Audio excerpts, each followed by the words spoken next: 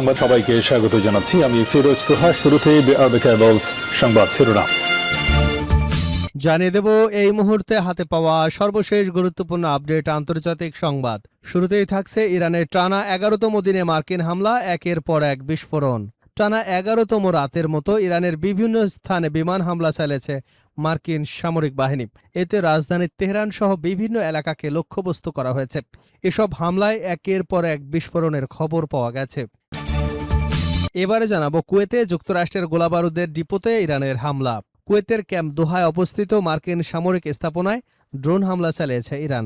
আধা সরকারি তাসনিম সংবাদ সংস্থার মাধ্যমে প্রকাশিত এক বিবৃতিতে ইরানের সামরিক বাহিনী জানায়, যুক্তরাষ্ট্রের আগ্রাসনের জবাবে তাদের বাহিনী ঘাঁটিটিতে থাকা গোলাবারুদের ডিপো, স্থল বাহিনীর রসদ সরঞ্জামে হামলা চালিয়েছে তারা।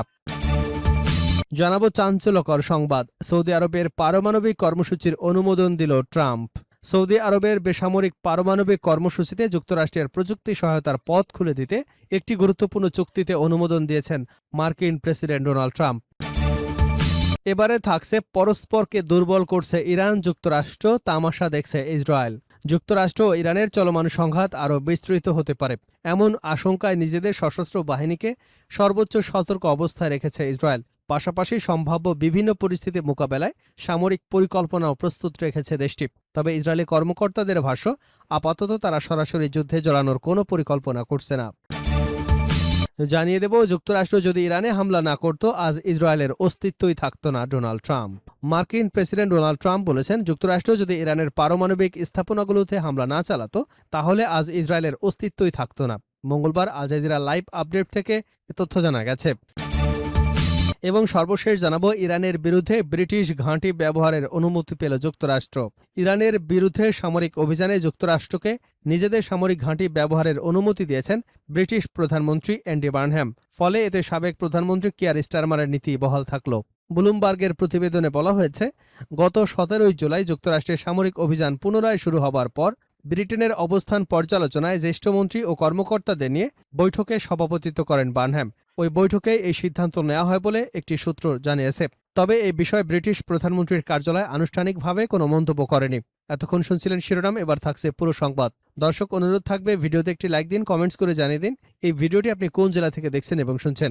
ইরান, ইসরায়েল, ফিলিস্তিনি যুক্তরাষ্ট্র যুদ্ধে আপনি যদি মুসলিমদের সাপোর্ট করে থাকেন, তাহলে চ্যানেলটি সাবস্ক্রাইব করে বেল আইকনটি বাজিয়ে রাখুন। ইরানে টানা ১১তম দিনে মার্কিন হামলা, একের পর এক বিস্ফোরণ। টানা ১১তম রাতের মতো ইরানের বিভিন্ন স্থানে বিমান হামলা চালিয়েছে মার্কিন সামরিক বাহিনী। এতে রাজধানী তেহরান সহ বিভিন্ন এলাকাকে লক্ষ্যবস্তু করা হয়েছে। এসব হামলায় একের পর এক বিস্ফোরণের খবর পাওয়া গেছে। মঙ্গলবার সংবাদ মাধ্যম আল জাজিরার প্রতিবেদনে বলা হয়েছে, টানা ১১তম রাতের মতো ইরানে বিমান হামলা সম্পন্ন হয়েছে বলে যুক্তরাষ্ট্রের সামরিক বাহিনীর সেন্ট্রাল কমান্ড জানিয়েছে। তাদের দাবি, হরমুজ প্রণালীতে বাণিজ্যিক জাহাজ চলাচলের জন্য ইরান যে হুমকি তৈরি করেছে তা আরও দুর্বল করতে এসব হামলা চালানো হয়েছে। এক বিবৃতিতে সেন্টকম জানায়, যুক্তরাষ্ট্রের বাহিনী ইরানের সামরিক অভিযান পরিচালনা কেন্দ্রে নৌ সক্ষমতা, বিমান রাখার হ্যাঙ্গার, ড্রোন রক্ষণাগার এবং সামরিক রসদ অবকাঠামোতে হামলা চালিয়েছে। তেহরান থেকে আল জাজিরার প্রতিনিধি তৌহিদ আসাদি জানিয়েছেন, ইরানের রাজধানীর বিভিন্ন এলাকায় বড় ধরনের বিস্ফোরণের শব্দ শোনা গেছে। একই সঙ্গে তেহরানের বিভিন্ন স্থানে আকাশ প্রতিরক্ষা ব্যবস্থা সক্রিয় করা হয়েছে। এদিকে ইরানের তাসনিম সংবাদ সংস্থা জানিয়েছে, দেশটির দক্ষিণাঞ্চলের বুশেহর প্রদেশের বিভিন্ন এলাকায় বিস্ফোরণের শব্দ শোনা গেছে। এছাড়া দক্ষিণাঞ্চলের শিরিক শহরের আশেপাশে একাধিক বিস্ফোরণের খবর সংবাদ সংস্থা ফার্স নিউজ দিয়েছে। ফার্সের খবরে বলা হয়েছে, ইরানের দক্ষিণ পশ্চিমাঞ্চলীয় খুজিস্তান প্রদেশের বেবাহান এবং ওমেদিয়ে শহরের কাছাকাছি এলাকায় যুক্তরাষ্ট্রের ক্ষেপণাস্ত্র হামলা হয়েছে। দেশটির ডেপুটি গভর্নর এ তথ্য নিশ্চিত করেছেন। এছাড়া উত্তর পশ্চিমাঞ্চলের তারবিজ শহরের উপকণ্ঠে একটি সামরিক স্থাপনায়ও যুক্তরাষ্ট্র হামলা চালিয়েছে বলে ফার্স নিউজ জানিয়েছে। স্থানীয় সংকট ব্যবস্থাপনা কর্মকর্তাদের বরাদে সংবাদ সংস্থাটি জানায়, স্থানীয় সময় রাত 2:40 দিকে এসব হামলা চালানো হয়। এতে শহরের বাইরের একটি সামরিক এলাকাকে লক্ষ্যবস্তু করা হয়। তবে শহরের ভেতরে কোনো হামলার ঘটনা ঘটেনি। সাম্প্রতিক দফার হামলায় যুক্তরাষ্ট্র মূলত দক্ষিণ ইরান এবং হরমুজ প্রণালীর আশপাশের এলাকাকে লক্ষ্যবস্তু করেছিল। তবে তারবিজ এবং তেহরানে হামলা সেই ধারার বাইরে নতুন প্রবণতার ইঙ্গিত দিচ্ছে। এর আগে মঙ্গলবার কুয়েতের সেনাবাহিনী জানিয়েছে, তারা ইরানের ছোড়া একটি ড্রোন ভূপাতিত করেছে। চলতি মাসে যুক্তরাষ্ট্রের হামলা পুনরায় শুরু হবার পর থেকে ইরান একাধিকবার কুয়েত, বাহরাইন এবং কাতার সহ ইউরোপীয় দেশগুলোতেও হামলা চালিয়েছে। যুক্তরাষ্ট্রের যুদ্ধ বিষয়ক মন্ত্রী পিট হেগসেথ মঙ্গলবার কংগ্রেসকে জানান, ইরানের বিরুদ্ধে চলমান যুদ্ধে এখন পর্যন্ত ৩৭.৫ বিলিয়ন ডলার ব্যয় হয়েছে। তিনি বলেন, পেন্টাগনের আরও $৯০ বিলিয়ন অতিরিক্ত অর্থায়ন প্রয়োজন।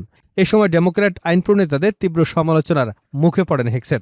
জর্জিয়া অঙ্গরাজ্যের সিনেটর জন অফস অতিরিক্ত অর্থ চাওয়ার বিষয়ে হেক্সেটকে প্রশ্ন করেন। তিনি বলেন, আগে হেক্সেট দাবি করেছিলেন ইরানের সামরিক বাহিনী ধ্বংস হয়ে গেছে, তাহলে এখন অতিরিক্ত অর্থ কেন প্রয়োজন? এদিকে যুক্তরাষ্ট্রের প্রেসিডেন্ট ডোনাল্ড ট্রাম্প বলেছেন, পিক্যাক্স মাউন্টেন নামে সন্দেহভাজন একটি ইরানি পারমাণবিক স্থাপনায় তিনি খুব শিগগিরই এবং অত্যন্ত জোরালোভাবে হামলা চালানোর পরিকল্পনা করেছেন। ট্রাম্পের এই হুমকির জবাবে ইরানের খাতাম আল আম্বিয়া সেন্ট্রাল হেডকোয়ার্টার্স বলেছে, যুক্তরাষ্ট্র যদি ইরানের পারমাণবিক স্থাপনাগুলোতে হামলা চালায় তাহলে পুরো অঞ্চলে হামলার পরিধি আরও বাড়ানো হবে। কুয়েতে যুক্তরাষ্ট্রের গোলাবারুদের ডিপোতে ইরানের হামলা। কুয়েতের ক্যাম্প দোহায় অবস্থিত মার্কিন সামরিক স্থাপনায় ড্রোন হামলা চালিয়েছে ইরান। আধা সরকারি তাসনিম সংবাদ সংস্থার মাধ্যমে প্রকাশিত এক বিবৃতিতে ইরানের সামরিক বাহিনী জানায়, যুক্তরাষ্ট্রের আগ্রাসনের জবাবে তাদের বাহিনী ঘাঁটিটিতে গোলাবারুদের ডিপো এবং স্থল বাহিনীর রসদ সরঞ্জামে হামলা চালিয়েছে। বিবৃতিতে আরও বলা হয়, ইসলামী প্রজাতন্ত্র ইরানের সশস্ত্র বাহিনী ঐক্যবদ্ধভাবে শত্রুর যে কোনো নতুন ষড়যন্ত্র মোকাবেলায় প্রস্তুত। এতে ক্যাম্প দোহাকে এই অঞ্চলের মার্কিন কর্মী এবং সরঞ্জামের জন্য একটি প্রধান সহায়তা কেন্দ্র হিসেবে বর্ণনা করা হয়। এদিকে বিদ্যুৎ পরিকাঠামোতে ইরানের হামলার পর গ্রীষ্মের তীব্র তাপদাহে বিদ্যুৎ বিভ্রাটের আশঙ্কায় বিদ্যুৎ ব্যবহারে মিতব্যয়ী হয়েছে কুয়েত। সৌদি আরবের পারমাণবিক কর্মসূচির অনুমোদন দিলেন ডোনাল্ড ট্রাম্প। সৌদি আরবের বেসামরিক পারমাণবিক কর্মসূচিতে যুক্তরাষ্ট্রের প্রযুক্তি সহায়তার পথ খুলে দিতে একটি গুরুত্বপূর্ণ চুক্তিতে অনুমোদন দিয়েছেন মার্কিন প্রেসিডেন্ট ডোনাল্ড ট্রাম্প। বুধবার এপির এক প্রতিবেদনে বলা হয়েছে, ট্রাম্প প্রশাসন সৌদি আরবের সঙ্গে এমন একটি চুক্তিতে অনুমোদন দিয়েছে যা দেশটিকে বেসামরিক পারমাণবিক প্রকল্পের জন্য ইউরেনিয়াম সমৃদ্ধকরণের সক্ষমতা দিতে পারে। চুক্তিটি প্রায় ৩০ বছরের জন্য হতে পারে এবং এতে সৌদির পারমাণবিক অবকাঠামো উন্নয়নে মার্কিন কোম্পানিগুলো অংশ নেবে বলে সংশ্লিষ্ট দুই সূত্র নিশ্চিত করেছে। প্রস্তাবিত এই চুক্তির আওতায় যুক্তরাষ্ট্র এবং সৌদি আরবের যৌথ গবেষণার ভিত্তিতে দেশটিতে ইউরেনিয়াম সমৃদ্ধকরণ কেন্দ্র নির্মাণের সুযোগ তৈরি হতে পারে। তবে চুক্তিটি কার্যকর হবার আগে মার্কিন কংগ্রেসের পর্যালোচনার মুখোমুখি হবে। পারমাণবিক নিরস্ত্রীকরণ বিশ্লেষকরা সতর্ক করেছেন, সৌদি আরবকে নিজস্ব ইউরেনিয়াম সমৃদ্ধকরণের অনুমতি দিলে মধ্যপ্রাচ্যে নতুন করে পারমাণবিক প্রতিযোগিতা শুরু হতে পারে। একই প্রযুক্তি ভবিষ্যতে সামরিক উদ্দেশ্যেও ব্যবহার করা সম্ভব হবার আশঙ্কা তাদের। সৌদি আরব আন্তর্জাতিক পরমাণু শক্তি সংস্থার সদস্য হলেও প্রস্তাবিত চুক্তিতে সংস্থাটির অতিরিক্ত পর্যবেক্ষণ, কঠোর যাচাই ব্যবস্থার বিষয়টি স্পষ্ট নয় বলে উদ্বেগ তৈরি হয়েছে। এদিকে ইরান পারমাণবিক অস্ত্র তৈরি করলে সৌদি আরবও একই সক্ষমতা অর্জনের চেষ্টা করবে বলে জানিয়েছিলেন সৌদি যুবরাজ মোহাম্মদ বিন সালমান। সম্প্রতি পাকিস্তানের প্রতিরক্ষা মন্ত্রীও প্রয়োজনে সৌদি আরবকে তাদের পারমাণবিক সক্ষমতা অর্জনের সহায়তার ইঙ্গিত দিয়েছেন। ইউরেনিয়াম সমৃদ্ধকরণ মানেই সরাসরি পারমাণবিক অস্ত্র তৈরি করা না হলেও ট্রাম্পের এই অনুমোদন মধ্যপ্রাচ্যের নিরাপত্তা পরিস্থিতি এবং বৈশ্বিক পারমাণবিক নীতিতে নতুন আলোচনার জন্ম দিয়েছে।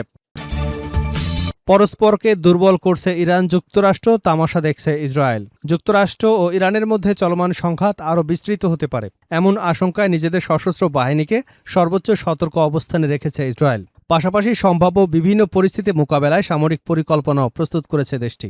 তবে ইসরায়েলি কর্মকর্তাদের ভাষ্য, আপাতত তারা সরাসরি যুদ্ধে জড়ানোর কোনো পরিকল্পনা করছে না। 3টি ইসরায়েলি সূত্রের বরাতে মার্কিন সংবাদ মাধ্যম সিএনএন জানিয়েছে, জুলাইয়ের শুরুতে হরমুজ প্রণালীতে জাহাজে ইরানের হামলার পর যুক্তরাষ্ট্র ও ইরানের মধ্যে নতুন দফার সংঘাত শুরু হলেও ইসরায়েল এখন পর্যন্ত এতে সরাসরি অংশ নেয়নি।